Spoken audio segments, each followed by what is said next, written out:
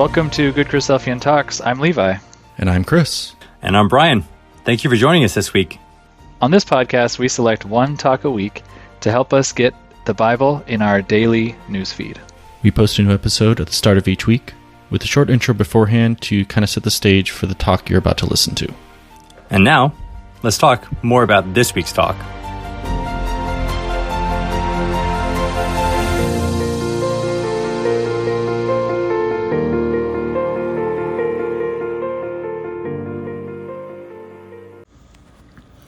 This week's talk is an exhortation by Brother Drew Lawrence that was given at the San Diego Ecclesia.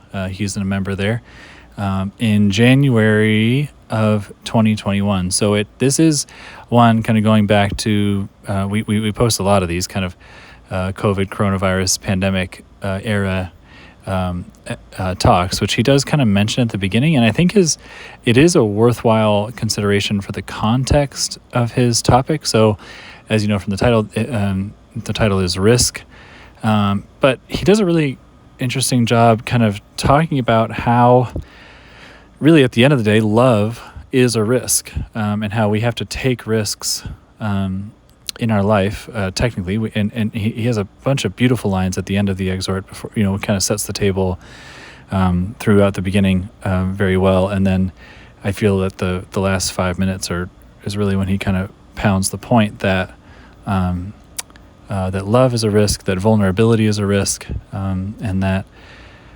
technically, while we don't think of being risky as also being spiritual, we are advised to open up to each other and to love each other, which really is the ultimate risk. So this is a really beautiful exhortation, and I was really happy to finally get to it. This is actually a suggestion from when it happened, from over 2.5 years ago, and it's been on our list for a while. And I'm actually wanting to thank Sister Jamie, who was I got to thank her twice because she was the guest host for a couple weeks in July, which gives us a break as we're usually traveling or busy in the summer. We've done this if you've listened to the show for a while. We usually have a guest host in July. Jamie's also one of our volunteers now who does the social media posting, and she volunteered to go through and listen to a bunch of the suggestions that we've had, some of the ones that have piled up for a while, and kind of download the talk for us and make it even easier for us to post it. So really, me sharing Drew's talk is a credit to Jamie's work and my laziness, essentially, to finally get to it. But I know Drew quite well. And I'm very thankful to share this talk and to have listened to it and to now share it with you. This is a great exhortation. That's something I'll be thinking about through this week. So please do continue to send suggestions. We're even more organized than we used to be, and we will get to all of them. We thank you all for listening. And here is Risk by Brother Drew Lawrence. Yeah, good morning, everyone. It's great to be here, I guess, on the first Sunday of 2021. And I bet you're all glad that 2020 is finally over. It's 2021. And of course, all the problems of 2020 are gone now that hindsight is officially 2020. COVID's gone. Everything's back to normal. Clearly joking.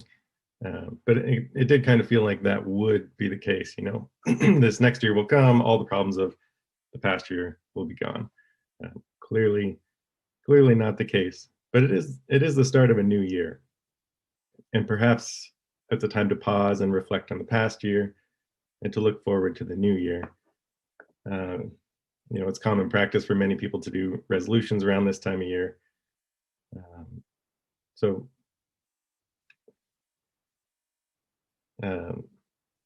we can look to this new year. So it does just feel like yesterday that I wrote an exhortation on the need to slow down. And that was what feels like literally a moment ago, and it kind of feels like nothing has changed. And to be honest, society around us feels like we're almost in the exact same place we were in, and that was in May. So, uncertainty abounding, cases surging, lockdowns, lots of political turmoil. We're kind of in the same place. But today I want to take a different approach. Um, and this morning, I want to discuss the idea of risk. It's something I've been thinking about. Um, and when I say that, maybe your red flags are going to go up, and you'll be triggered as to what I may be thinking or talking about.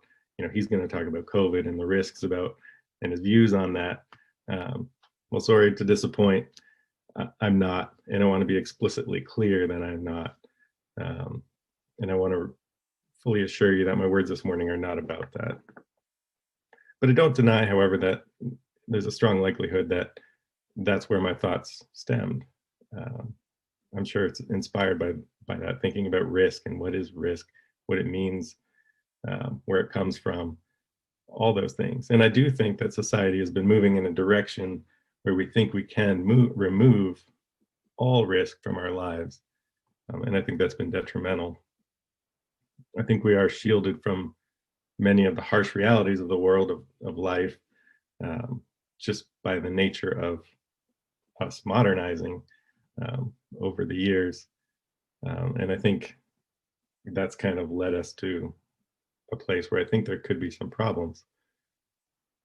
And I think maybe the biggest reason I've been thinking about risk is I've been looking at some concepts around happiness, what makes people happy. I'm always interested in different people's views on that. So I've read some books from some very successful people who are not spiritual at all, trying to see what their thoughts are. And a quick aside, but it's kind of funny how much they are filled with spiritual concepts without the spirituality. Some of them even go as far as saying they pray, but they're atheists. But that's an aside. So I was thinking about memories. What are some of my best memories, and what makes me happy? Those kind of questions. Especially as you look back over the last year, what were the best moments? What's and what brought the most meaning, I guess. And undoubtedly, I could conclude that experiences were much more valuable than things. I think we would know that. But another thing I noticed, at least for me, was that all of these important memories involve some sort of risk. And let me share one with you. This was from a few years ago, but a good friend of mine who loves hiking, and he wants to do all the state high points. So basically the highest point in each state, just climb to it, check it off a list. So he was flying down to do the high points in Nevada and California, and invited me to go along. So I was excited. Our plan was to climb Nevada's first, which is called Boundary Peak, and it's just above 13,000 feet. So it's probably the highest I'd ever climbed at the time. So with this hike, it's one of the more difficult ones to get to, because this list is just the highest point. It's not like there's accessible roads to all of them. It's just kind of like a list that people go to. So like even the trail was not an official trail, I don't believe. It's just kind of people who are doing this that tend to go there. So as we kind of explored, maps and trail reports and what we could get from it, we researched, basically the road, like how are we going to get close enough to where we can hike this in a reasonable amount of time. And one thing that we noticed was it highly recommended, high clearance 4-wheel drive vehicle to get there. Some reports said you could get there in other cars. So we're like, sure, we'll figure it out. And since my friend was coming down from Canada, I was like, yeah, I'll drive. We'll figure it out. So around the same time, I was looking for a new car, and I bought, a 4-wheel drive Audi wagon. And if I'm truly honest with myself, I kind of bought it for the trip, thinking I've got 4-wheel drive, I'll be able to get up there. So off we went. And as we get into Nevada and off kind of the mainish road, you're in the middle of nowhere, up this old mining road leading up to the mountains. Didn't start too bad. Then the road keeps getting narrower. The potholes keep getting larger and larger, to the point where you're driving and straddling over them, just trying to find a place to get across where you're not going to fall in and get stuck. In parts, the brush is just so Titus just scraping along the side of the car. And at this point, we had mentally committed, partially because we couldn't turn around, but also because, that's why we're here. We came down to do this. So there's no way we were going to try and turn back. So eventually we got to a spot where we were close enough where we could park. It was at a mine where there was kind of an open area, but it would add, a couple thousand feet of climbing. So we decided, it's only like 2 more miles, if I remember correctly. And so we're like, let's push on. It wasn't that bad to this point. But once we started up this next stretch, it just got insane for our car. We had to straddle the road, basically the center of the road, just from where cars had come before, was too high for our vehicle. Like it would just hit the bottom, and then there's big rocks, and we would get hung up. So we're driving on the center of the road and like the edge of a cliff, basically trying to get up this thing, and it's all shale, so we couldn't stop. We had to just keep going. And amazingly, we made it. We camped there. We hiked the peak the next day, and it was an amazing spot with wild horses and deer. And this, the whole time I was, quite anxious, because not only do you have to get there, but you have to get out. So my mind's on that, especially because it's my car and trying to figure that out. On the way down, it was kind of the same story.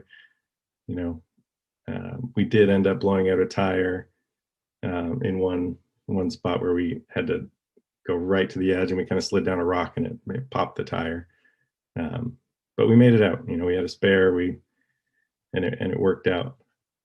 But why do I tell you this? I think for me, that's a really good memory that I cherish. And it's something that, perhaps I wouldn't normally do. Perhaps it's just because I was with friends on an adventure. Perhaps it's just how memory works. Maybe we just don't ignore the mundane and just remember the unique. But it's always like that for me. And almost always, I don't want to go do these things when it finally comes down to it. And I calculate all the risks and all the problems. Another brief story was just recently, we got a storm come through. The mountains were getting snow. Kelly and I are watching the weather, and we saw it's supposed to snow pretty good up in the mountains. And we were discussing if we should take the kids up there. We had a place to stay by ourselves, but the fireplace is out. There's no insulation at this place. There's tons of variables outside of our control. It's pretty remote. We don't know if it's they plow the road going up to it. If we get a ton of snow, we could be stuck for a while. And if we lost power, we could lose any source of heat. And who knows, if we would get stuck.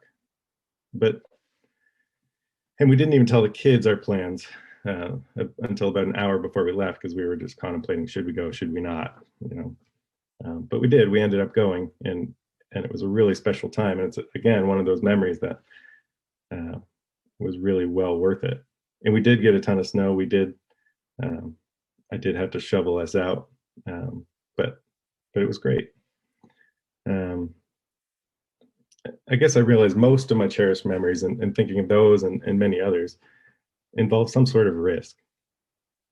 And most of the time, they're things I know deep down that I wanted to do, but the realistic side of me, when it really comes down to it, doesn't want to do it. I always find that when I go hiking or wherever, I wake up in the morning and I almost don't go. Like I don't want to go. But what pushes me through is knowing I'm always thankful I did. Maybe you're a bit like that as well.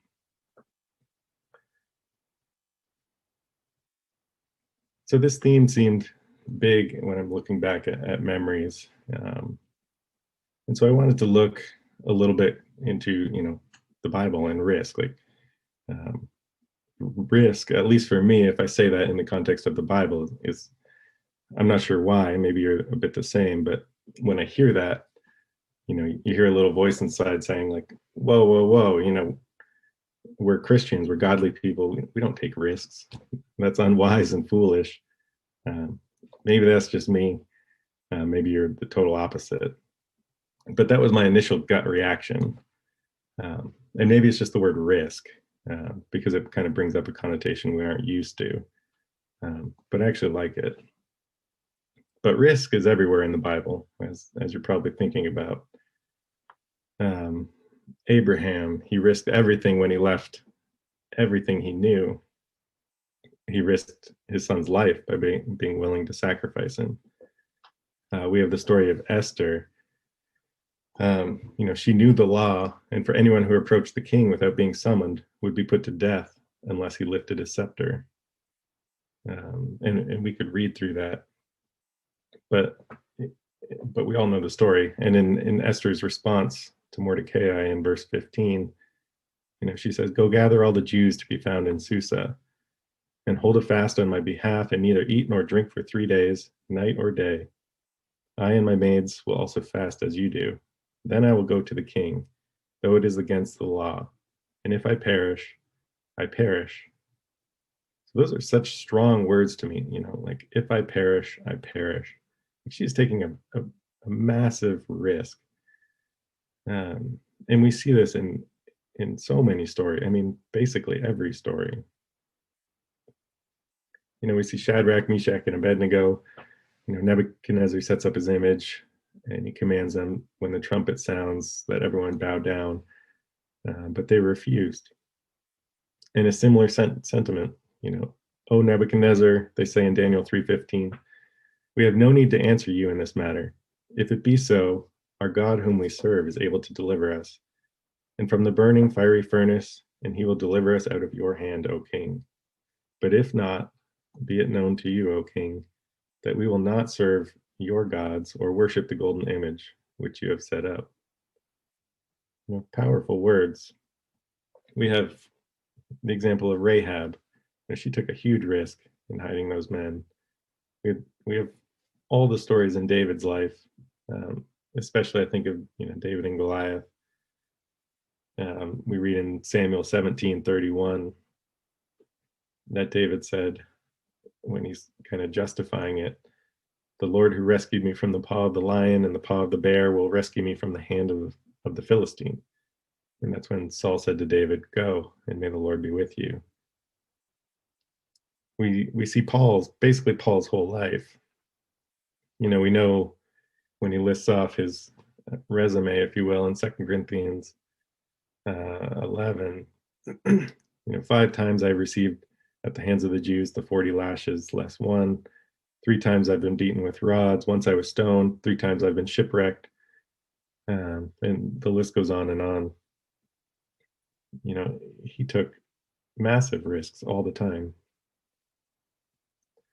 And a similar sentiment, I think we see from Paul in Acts 20:24. "I do not account my life of any value, nor as precious to myself, if only I may accomplish my course in the ministry which I received from the Lord Jesus to testify to the gospel of the grace of God." We see a risk when Peter stepped out of the boat when Jesus calls him. We see risk in everything, Old Testament, New Testament, almost literally every story. So how do we think about risk? Can we avoid risk? Should we avoid risk? For a while I worked at the city of Poway on this project that was, doing risk management. They had to do it for their insurance that they had. So it was reading through, binders of policy and trying to figure things out and have basically a policy on everything, and the one that sticks out to me was basically with sidewalk like tolerances. They wanted to have at least a policy where they're marking every sidewalk crack that's above a certain threshold, and getting rid of every risk. And it just seemed like an impossible task to me, and probably is. It's probably for insurance purposes. But anyway, can we avoid all risk, and should we try? Well, we can try, but I think life is risk. Life is filled with risk, even if we don't realize it. Every decision we make, we assess the risk. consciously or unconsciously. And then we make a decision based on that assessment. But to me, there is risk in doing nothing. And perhaps it's the riskiest of all. And perhaps we've become numb to the risks in everyday life. Sometimes it's that, which was the case of Pilate. He was merciful until it became risky. And maybe we're the same. We feel loving, or we feel like we're a loving person. But if we're not showing that, or if it becomes risky, maybe it breaks down. Another one I want to look at is the parable of the talents. Matthew 25:14. For it is just like a man about to go on a journey, who called his own slaves and entrusted his possessions to them. To the one he gave 5 talents, to another 2, and another 1, and each according to his own ability. And he went on his journey. And we know the story. The one who got 5 earned 5 more. The one who got 2 earned 2 more. And the one who received 1 talent was rebuked, because he just returned back what was given. They didn't take the risk, and not even the safest risk, of just putting it in the bank and getting it back with some interest. And we read in Matthew 5 this morning, basically all of these involve a lot of risk. The idea, whoever forces you to go 1 mile, go with him 2. Give to him who asks you, and do not turn away him who wants to borrow from you. All these high level things that Jesus brings up, there's risk in almost all of them. And of course, I hope you know now that the risk I'm talking about is not in referencing the desire for adventure, or for fame or notoriety, or to be noticed, or to earn God's goodwill. The stories above for me were more of probably the desire for adventure. That's not what I'm talking about now. But I do think that idea of risk is so intricate to life, and basically hardwired into who we are, and what drives us. And it's not to experience self-reliance. In fact, I think it's the opposite. The biggest risk is to let go of control and realize how little control we have. I talked about everyday lives. We see the risks around us. We have a bunch right now. And how can we choose God's ways? God uses people who are willing to get out of their comfort zone. He uses people who are willing to take those risks. So I guess I asked the question, what risks are you facing? And those could be simple things, I think, sometimes odd things. And taking risks is, part of living by faith. It maybe is faith. And I would argue that most things that are worthwhile involve that risk. And obviously God doesn't promise short-term success. It's not like you take a risk, everything's going to be great. You could look at John the Baptist if you want to check that one. Things don't always turn out great in the short term, but it's not the short term that matters. We like to wait until we have everything planned out to take the leap. For us, having kids, that was a discussion we were having. Should we try and wait until we get to a point where we've got a good job, good insurance, all of that, and we kind of went the way of, we don't know when that will be. And just kind of let it happen, and everything was taken care of. But at the time we didn't have insurance. I wouldn't say my job was stable. So I think there was a risk there. So what is your risk? I think leadership is taking a risk. You're going to upset people. We could step away from that to avoid that risk. Maybe it's the risk to take on a role that you see a need, and you think that it will really help. Maybe it's a risk to expose your talents and use them. Maybe it's a risk to stand up for the little guy, someone who's downtrodden. Maybe it's the risk to your reputation to do what's right. Maybe it's the risk to be vulnerable. Perhaps it's even the risk to feel. Maybe our hearts have become hardened. One thing I think about a lot is to be depressed is often said not to be about feeling sad, but rather about not feeling anything. And by no means do I imply there that you can just fix it, just feel. But I think it is something that we can prevent ourselves from doing. Maybe it's to take the risk to ignore the things that don't matter. Risk putting God in control. Risk letting your light shine before others. And I think a lot of times it's, especially in our current paradigm, maybe it's to risk telling someone you appreciate them, risk being honest with someone, risk calling someone, things like that. But perhaps the biggest risk of all, and maybe it's just me, is love. And I think it's a weird one because I feel it's kind of what we need and want right now. And a lot of times it's ridiculously simple, but it's oddly hard. Just to know you matter, that someone cares about you. Those things, relationships are often difficult. And by loving, by telling someone you love them, that can be oddly difficult. And you're definitely opening up yourself to some pain. And just to be open and to tell those who we care about and to express those things. And it's hard to talk about love without talking about Jesus. You can't really separate them. And I want to look at a few examples of risk kind of around Jesus. And two specifically, in Luke 5:17, we see the paralytic who, I think we know the story, who was let down from the roof to be healed by Jesus.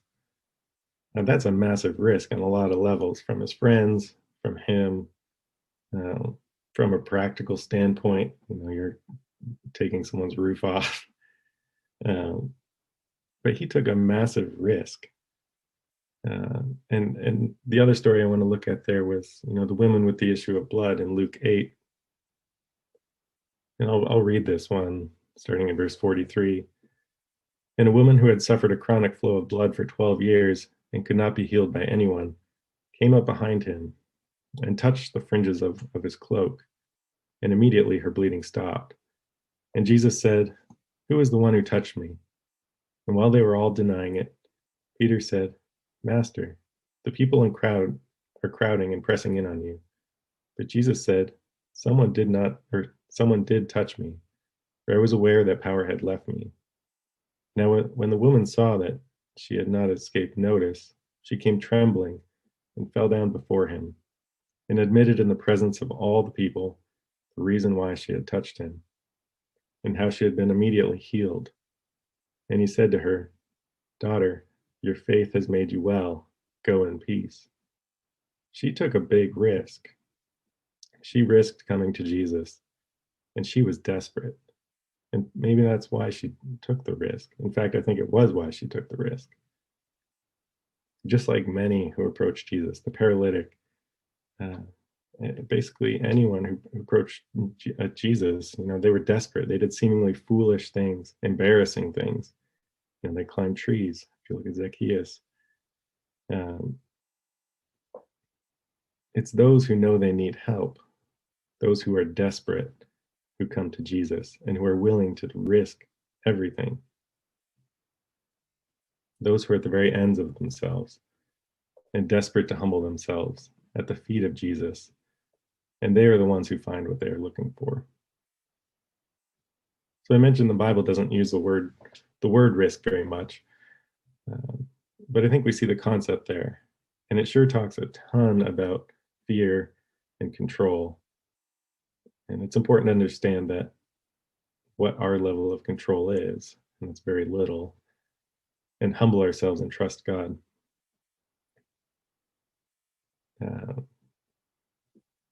we see tons of verses that talk about fear not. With Joshua, this was Joshua, in Joshua 1:9. Have I not commanded you? Be strong and courageous. Do not be terrified. Do not be discouraged, for the Lord your God will be with you wherever you go. So it's kind of this fear not, take that risk, get rid of control, trust that God is in control of the situation. Obviously not reckless risk. Mine was probably a bit reckless. It's not the quest for adventure. And another important side note is that it's not those epic risks or moments in life that I'm talking about you should strive for. Where I think your faith gets stronger is more in the day-to-day. It's actually this week. We're told what great love looks like, and it's a risk. Greater love hath no man than this, but to lay down his life for his friends. Jesus exemplified this to the very end. He risked everything for us and fully trusted in God's plan. So maybe this year, maybe this week, take a look inside and see what those risks are for you. I think we've come accustomed to not taking those risks, to not being vulnerable, and whatever it is that's deep down in you. There are tons of things we can do in our current paradigm, and I think especially in our current paradigm, we need to take those risks. But most of all, I think we need to take the risk to throw ourselves at the feet of Jesus, humbled, loving, since we have no other way. We are desperate. This is Jesus. This is love. And yes, it's a risk. So take it.